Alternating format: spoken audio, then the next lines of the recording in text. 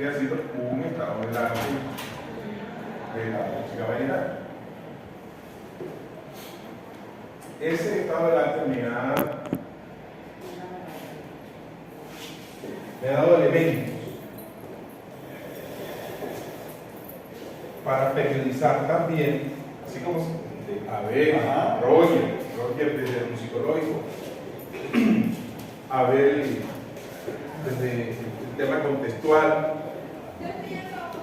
histórico, digamos, socioantropológico.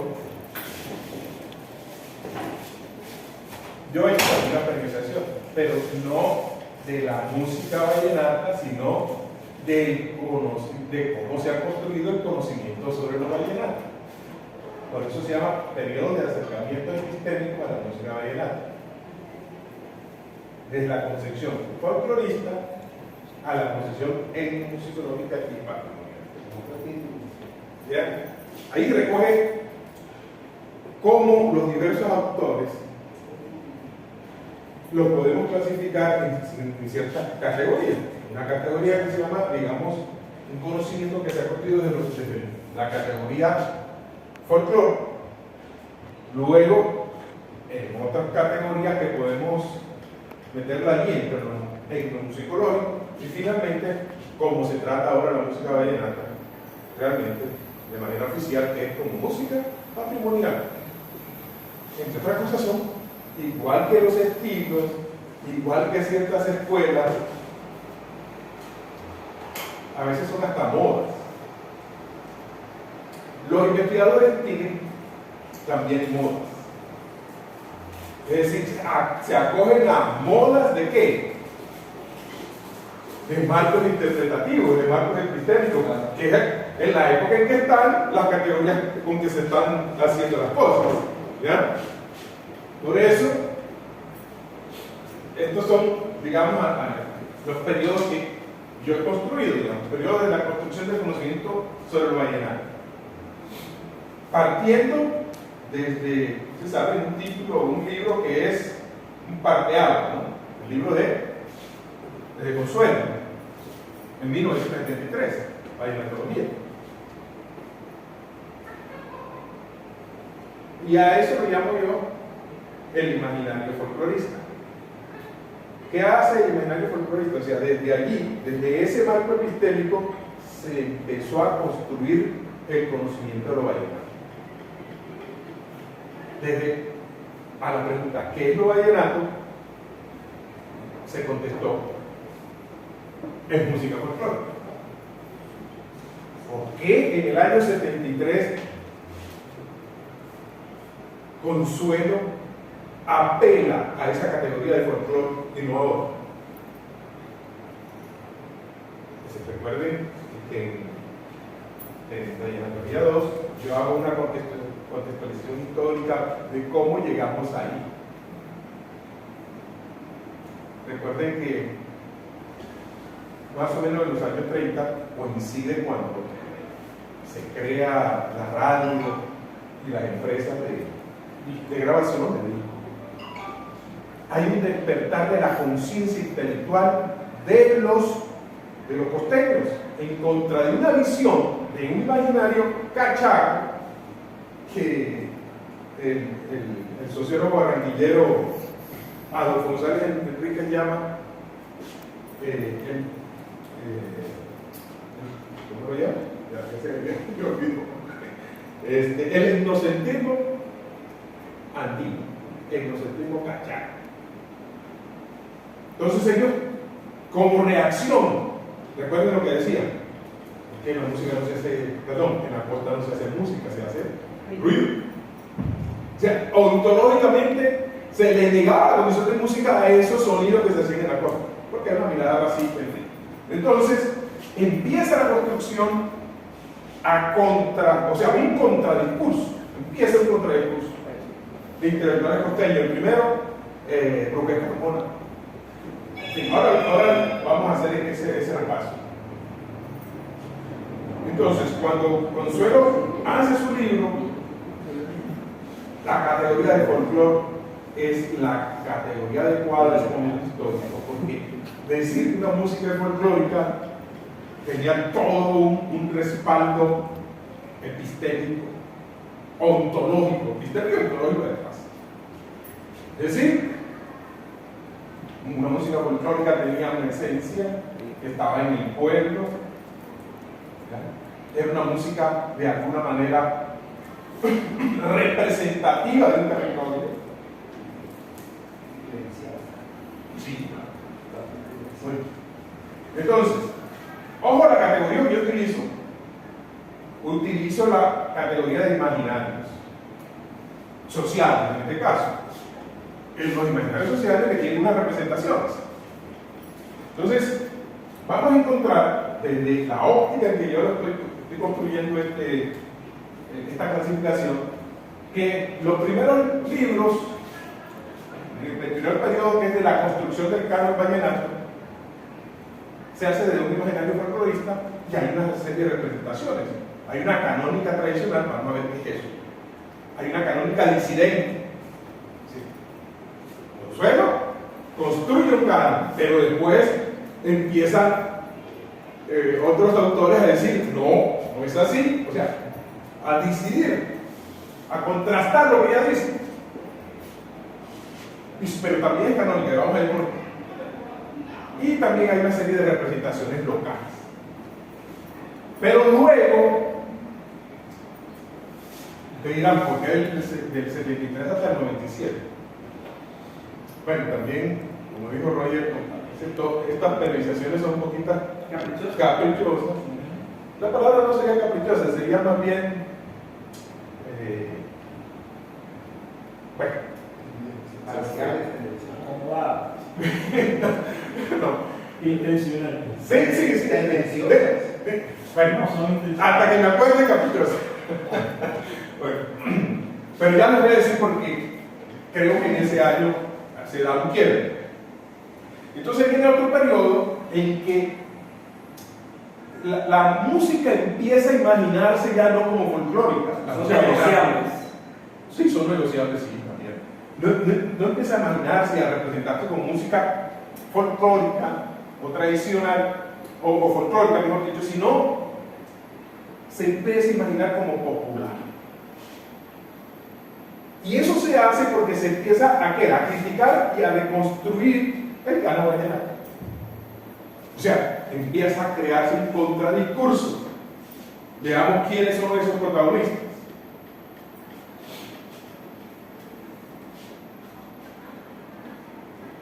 La primera protagonista, por supuesto, Consuelo.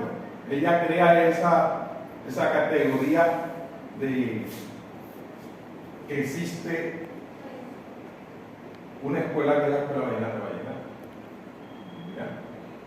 Entonces yo lo llamo así, pero tú una representación canónica, ella representa el vallenato con toda la ambigüedad que puede tener esa palabra de representación. Lo digo ambiguo porque en realidad ella hace una representación hasta geográfica de los vallenatos, lo mapea y dice que existen las tres escuelas que son vallenata, la bajera y la sabanera. Lo hace en vallenatología, pero ella construye esa serie de conocimientos que llamamos canónicos porque inaugura, se constituye un canon, una referencia, pero eso lo va a desarrollar posteriormente en el 92 Tomás Darío Gutiérrez, lo va a desarrollar realmente. El libro de Consuelo es más o menos de una escasa, pues ya 200 páginas, pero el libro de Tomás Darío es un mamotreto de 600 páginas y la mitad del libro es toda una contextualización histórica de por qué el vallenato se creó en unas condiciones históricas de los chinila y los negros, porque a veces somos un poquito, ¿cómo lo digo? Con Tomás Darío, no le damos ciertos méritos. Él no solamente habla de los chinila, habla de los negros, ¿ya? Como digamos el espacio cultural donde se crea el vallenato. No solamente es indígena, sino también, digamos, negro. ¿Ya? Entonces, ¿cuáles son las características principales de ese discurso, de esa representación?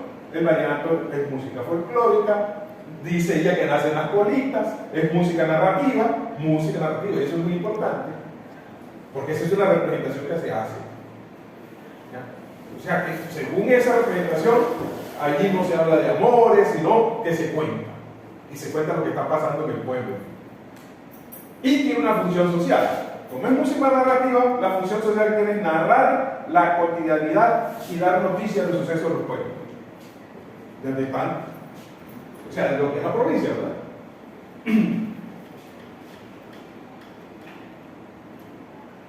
Este discurso, esta representación, realmente es la que más se ha posicionado. Cuando ustedes hablan con cualquier persona y le preguntan por los orígenes del vallenato, qué es el vallenato, inclusive hasta los Nueva Ola, los músicos Nueva Ola, esta es la que predomina.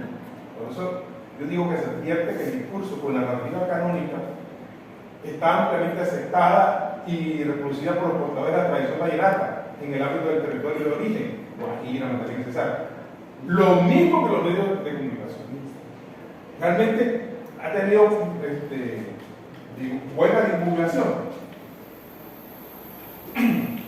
Pero bueno, no solamente está Consuelo y Tomás Darío, sino también Ciro Quirós, Rito Llerena, Julio Leante Martínez, Consuelo Posada, Pilar Tafuria, Ernesto Sanfer.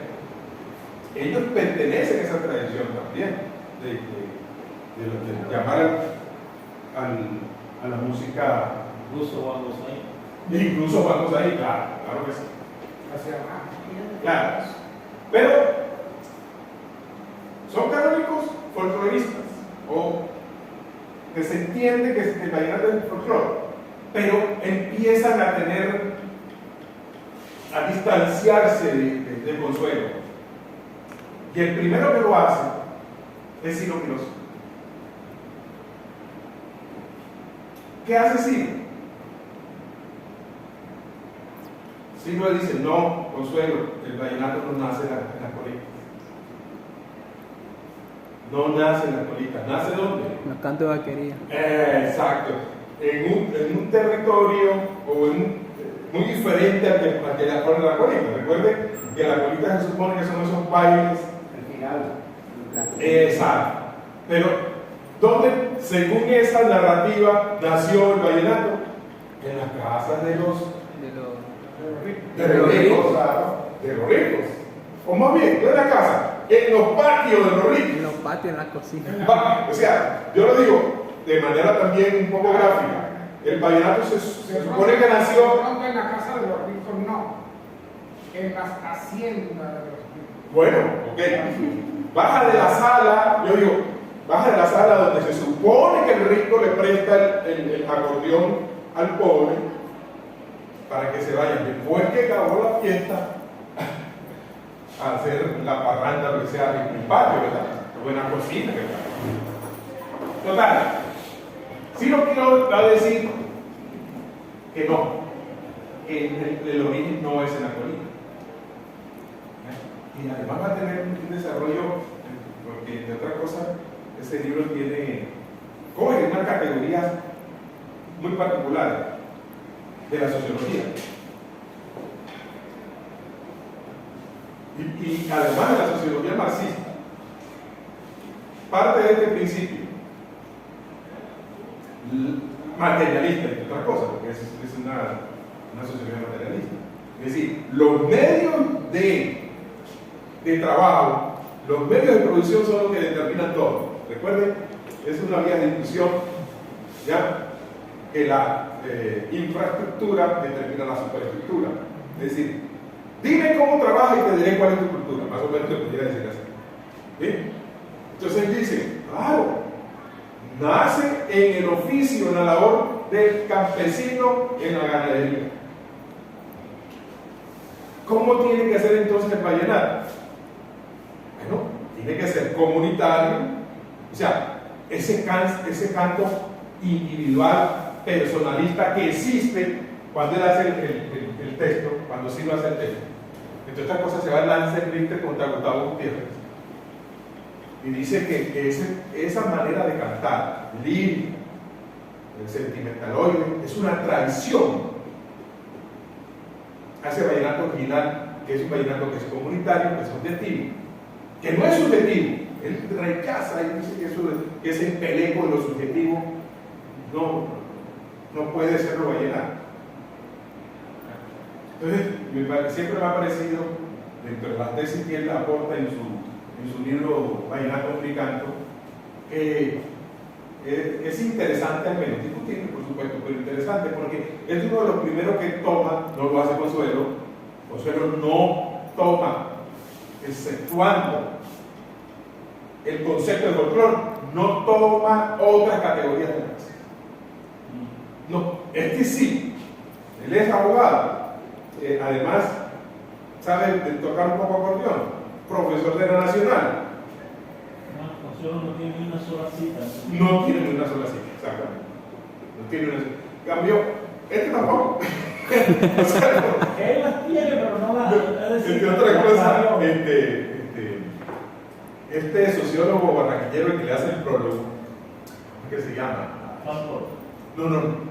Juan Porta, sí, Juan Porta. Le echa un vainazo en el prólogo. Le dice que es un libro desordenado, con poca rigurosidad, que se parece a la parranda vallenata. Pero bueno, echó una crítica disfrazada, sí, una crítica fraternal, pero en todo caso, sí no tiene entonces una posición disidente, no es acolita y tampoco es valledupar. Él dice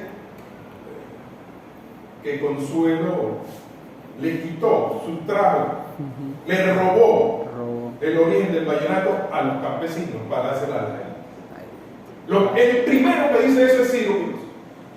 También fue el primero que dijo que también la tambora es parte del vallenato. También. Además del paseo, Y que no habían escuelas del vallenato tampoco. que no había escuela. ¿A quién fue que le tocó ese libro a ti? No sé. Mira lo que sirvió. Bueno. Que los sabaneros lo que hacen es un renero. Ok. Eso no es vallenato, lo que tocan los sabaneros es un renero. Es un remedio, así es. Entonces, digamos que esto, entre muchas cosas que se podría decir, este discurso que construye Ciro tiene como características principales esas, ¿no? Que el vallenato nace de los cantos de vaquería en las haciendas, sobre todo del Paso, tu pueblo, y esa zona de la Iguaní. Y su origen ha sido expropiado por la gente de la transparencia. Ese dato es muy importante porque después, en el año 97, va a pasar algo que es donde yo pongo el quiero, y es donde ciertos sujetos académicos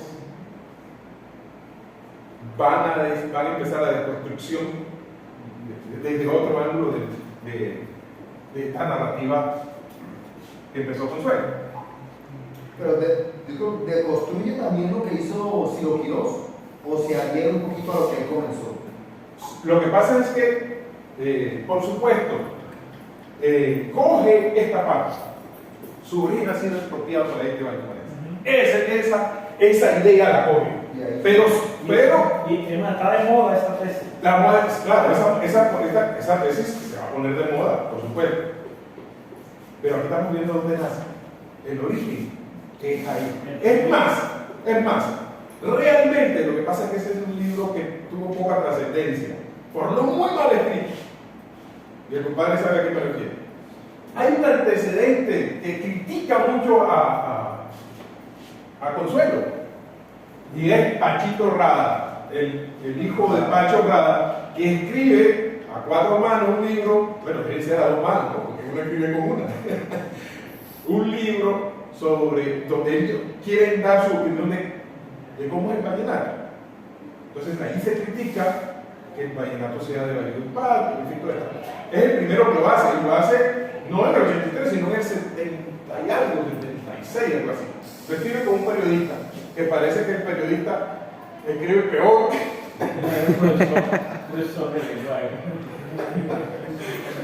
Bueno, yo llamo aquí también otra representación canónica que sigue mucho a Consuelo, y la llamo folclorista cachaca.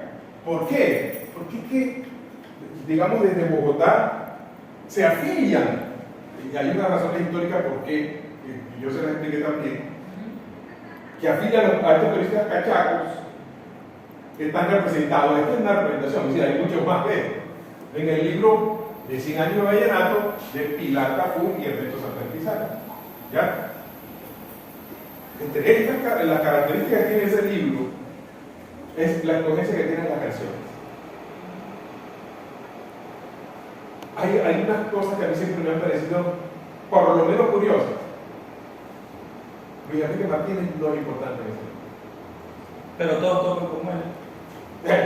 Ahí es de En los 100 temas, yo lo hice por estadística, 87 canciones están llenas de llamadas de Hay más de 100. Es decir, como hasta las de Alejo están tocadas no como él. está presente en el discurso de los que escriben sobre vallenato. En los libros, Dentro de- en los libros los investigadores legitiman los vallenatos citando García Márquez, y en el disco no está García Márquez. Pero aquí es peor, Roger, porque es que el libro 100 años de vallenato es simplemente el pretexto, y aquí la palabra está bien dicha, a un trabajo musical que se escucha. Correcto. Y resulta que ponen una miserable canción de Enrique Martínez. Ahora, ¿cuál es mi tesis? ¿Por qué Héctor hacen eso? González lo menciona una vez, Peter Way no lo menciona. ¿Y cuál es mi tesis? Bueno, con relación a por qué porque ellos no mencionan tanto a Enrique Martínez. Recuerden, como ellos también lo explican, ¿no? Cuando uno hace un trabajo de recopilar, el gusto tiene mucho que ver, ¿verdad? Claro. Realmente. Uno hace una muestra de lo que les gusta. Ellos parrandeaban en Valledupar, por supuesto, con Carolina, con Consuelo. Este no era el círculo de Enrique Martínez. Yo me atrevo a decir que ellos nunca, o muy poco, exceptuando a Gozaí, que parrandeó con Luis Enrique, pero no en Valledupar, sino en otras instancias, exceptuándolo a él,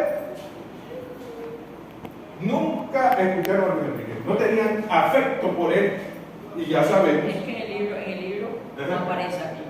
Claro. Ahí no aparece por ningún lado. No parece. O sea, ojo que en la segunda versión matizan bastante y aparece Luis Enrique es decir, dentro de lo que dice, ya aparece con cierta importancia y además pusieron otras cancioncitas de Luis Enrique en el segundo, La segunda edición. La segunda edición. La primera edición es muy pequeñita. Sí, muy pequeñito. Son 100 años de vallenato. No es que no vaya. Es un libro pequeñito. Ya en la- Bueno, en la Tiene segunda conocimiento, vainas, sí. La segunda edición incluso amplía el repertorio unas 6 Son 6 canciones. canciones. Entonces, muchachos, se ha construido un conocimiento de los vallenatos con la referencia de que la música vallenata es música folclórica. Eso llegó a ser, digamos, dominante hasta el año 70. ¿Qué pasa allí? También por un poco de estas modas académicas, empieza la construcción de ese imaginario, de ese discurso, de esa narrativa, de esas representaciones, con un actor que va a ser fundamental, el señor Jacques Gillard. Ya, que es un académico que vino a hacer un trabajo.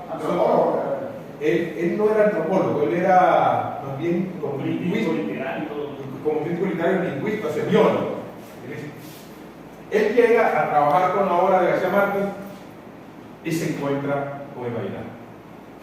Y entonces escribe unos 4 o 5 artículos que van a ser el detonante a esa otra posición.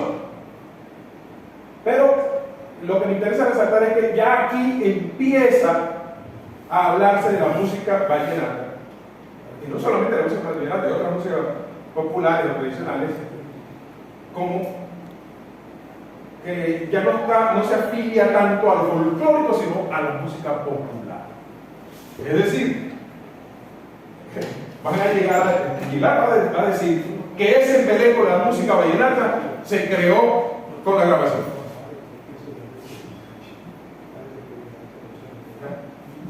Que de cierta manera tiene razón. Es decir, ¿en qué tiene razón? ¿Cómo lo podemos contradecir si no tenemos documentos anteriores a la grabación?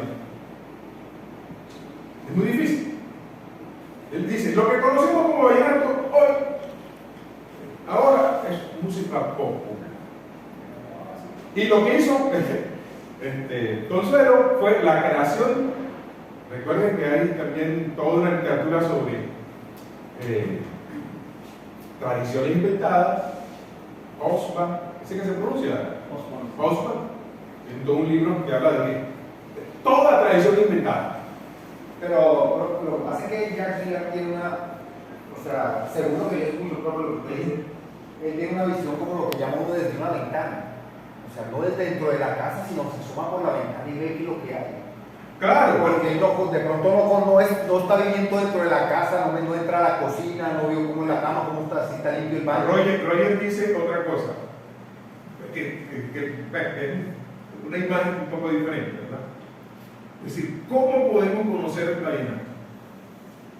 No importa por dónde entremos, ¿sí? Por lo musicológico o por lo literario, por lo contextual, por lo etnográfico, no importa. ¿Cómo lo podemos conocer realmente? Tener una experiencia desde el centro.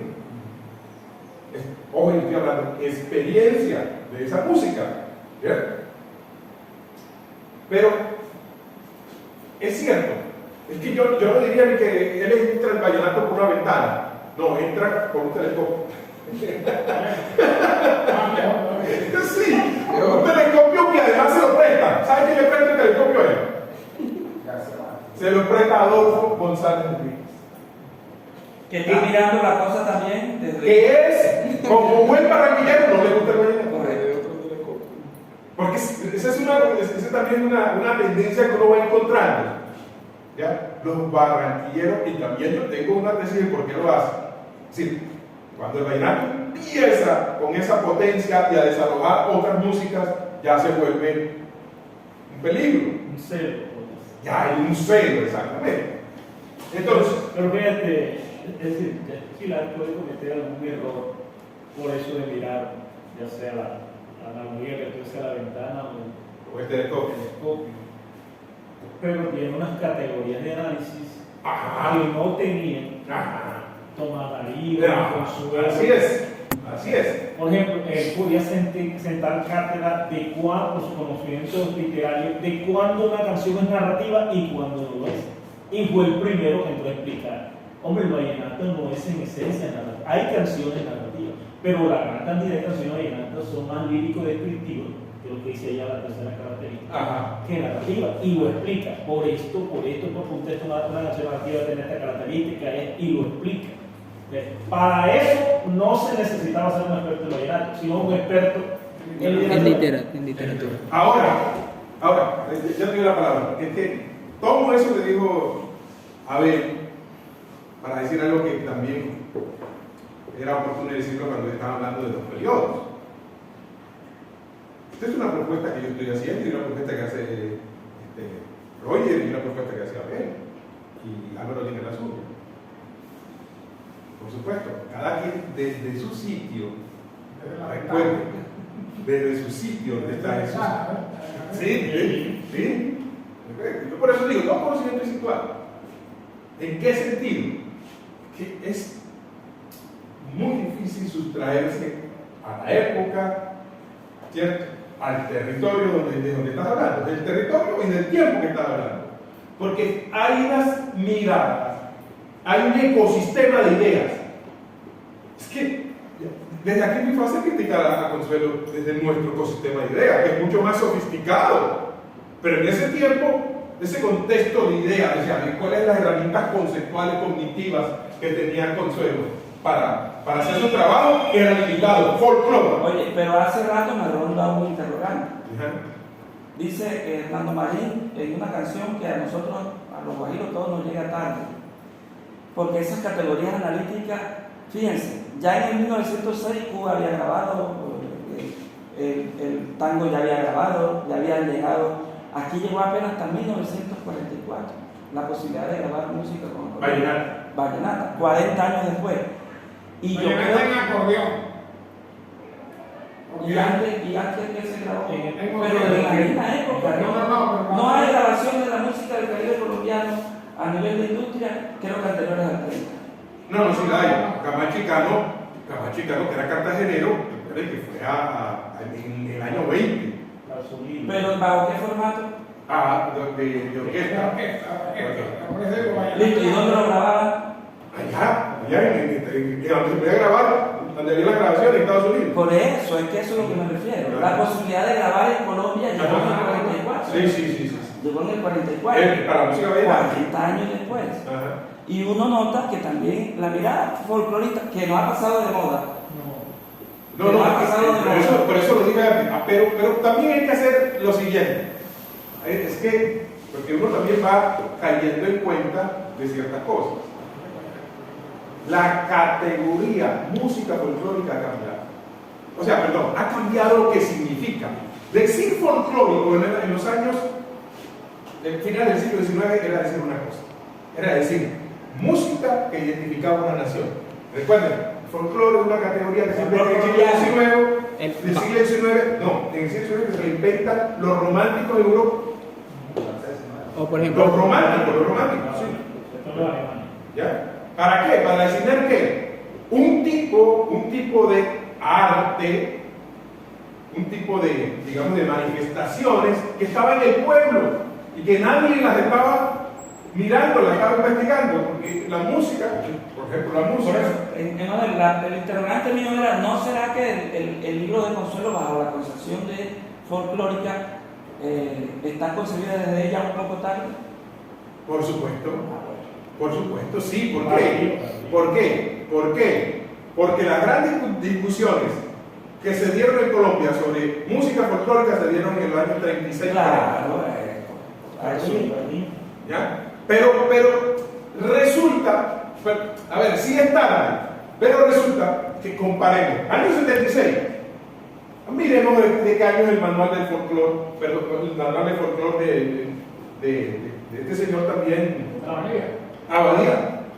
No, pero ya, Y ya el otro. en el 44 Emilio de Lima había escrito folclore colombiano. Sí, claro. O sea, Claro, pero mira una cosa. ¿Qué es lo primero que se construye sobre la música vallenata? La vallenatología. ¿Ok? Entonces ella mira alrededor y ¿qué encuentra? ¿Cuál es la categoría que en el año 73 está siendo realmente importante? Está en la palestra, y ya le voy a decir por qué. ¿Cuáles son las circunstancias? Que ya cambiaron. En el año 73, lo folclórico, empiezo diciendo lo siguiente: lo folclórico nace en Colombia para montar al mafuco como música nacional. En esas circunstancias, ¿a qué se opone la categoría de folclore? Se opone a dos cosas: a música culta, ¿ya? Y no más. Esa era la comparación que había.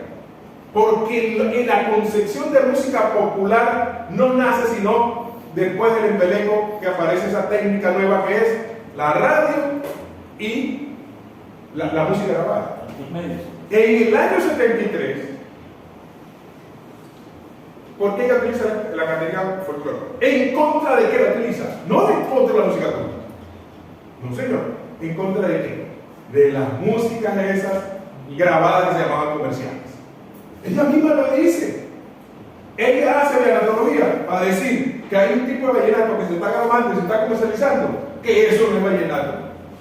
O sea, ahí lo folclórico, la categoría de folclorería lo utiliza para decir: ojo, esta música que es esencial, que es nuestra, que guarda una tradición, está siendo de alguna manera cambiada por unos señores que se están disfrutando de la música.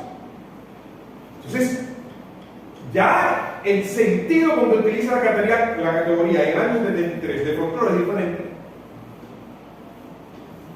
El folclórico quiere decir aquí,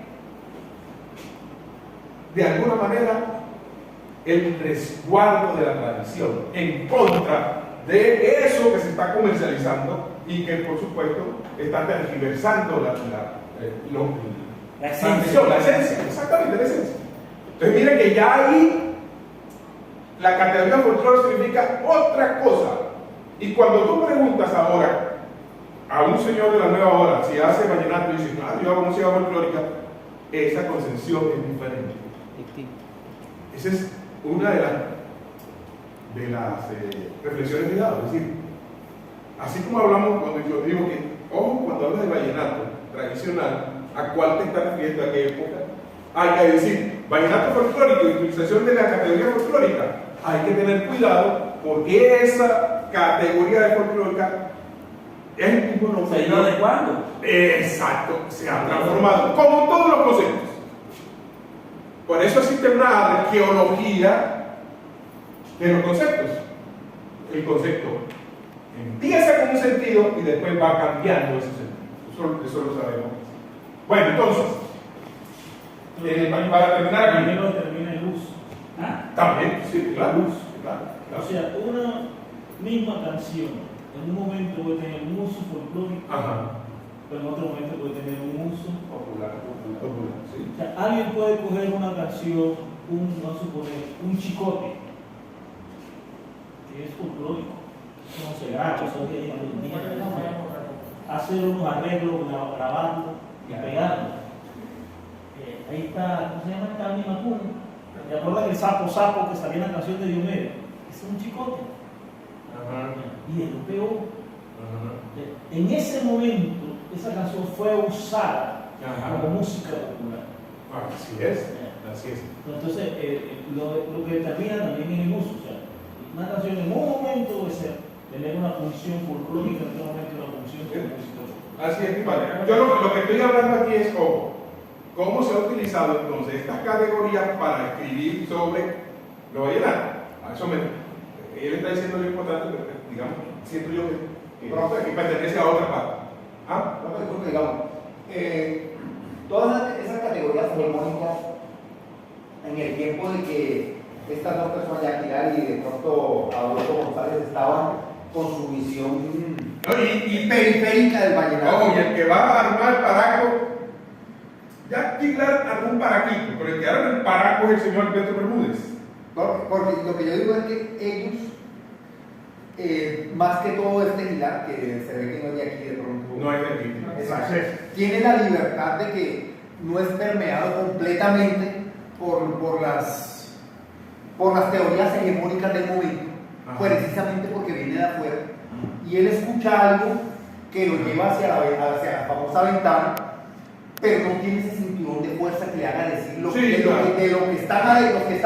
Claro. Me imagino que hay un marco teórico, un marco no solamente teórico y emocional sobre el vallenato, que también está fuera de la casa. Entonces, como él no está, él podía decir, no, yo creo que eso no es así, nadie le va a pegar porque muchos de ellos él no es de la casa. Etnografía militante.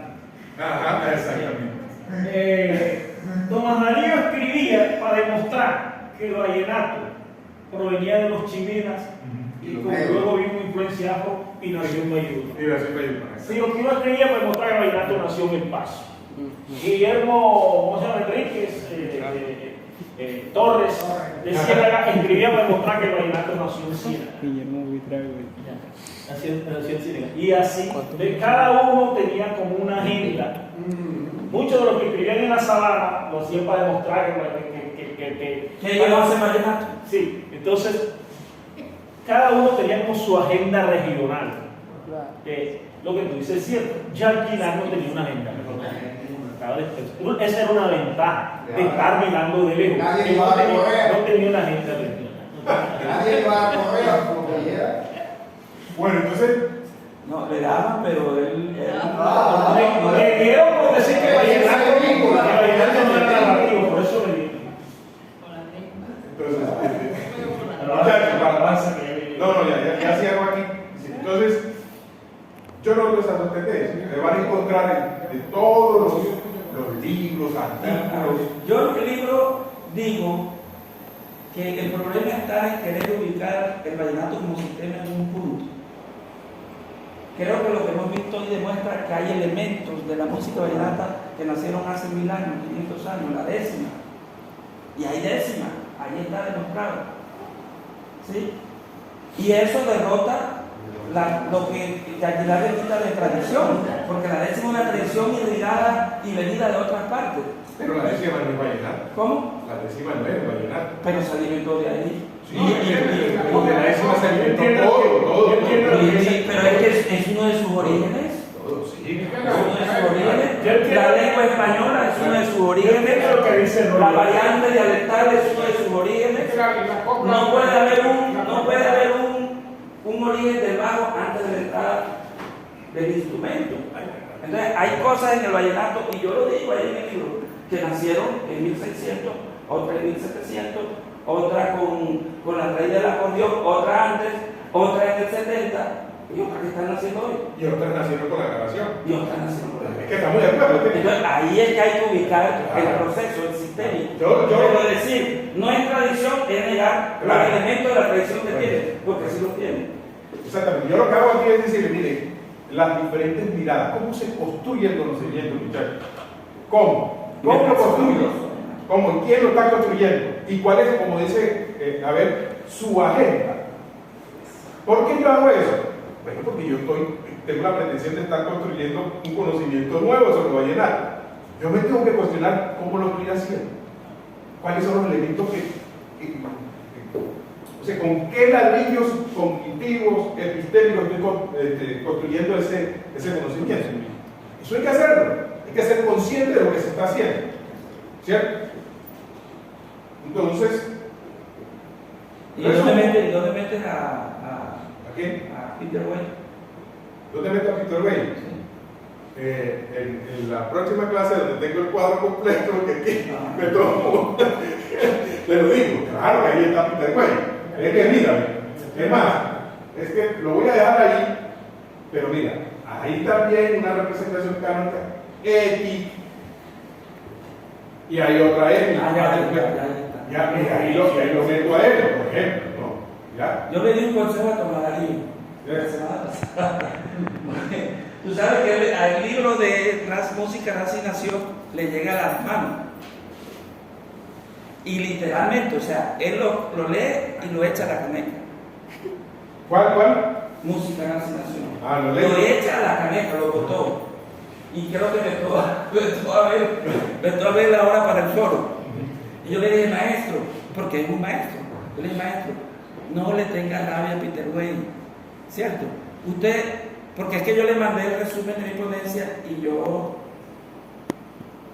el resumen de mi ponencia es como la propuesta de proyecto de grado al doctorado, y en la propuesta de grado yo no le puedo echar a Alberto, porque la directora del doctorado es muy amiga de Alberto. Entonces, como no le puedo echar a Alberto, yo me voy a complicar.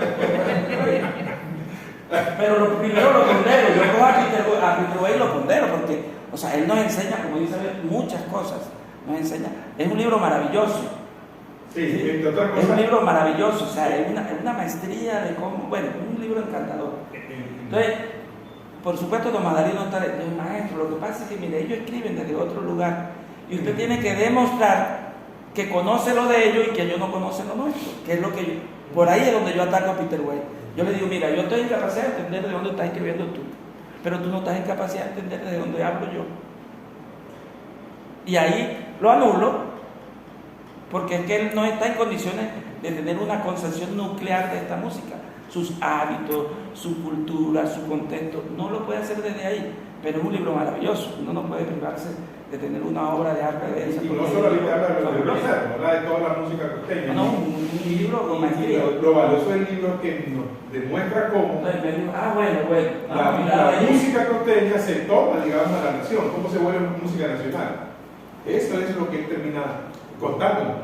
Todo lo que pasó históricamente para que se diera eso. Y hay que tener en cuenta que hay como dos miradas también. Hay una mirada que yo llamo académica ética, es precisamente, son académicos que miran desde afuera y construyen el conocimiento de lo vallenato. Pero también hay una mirada académica ética,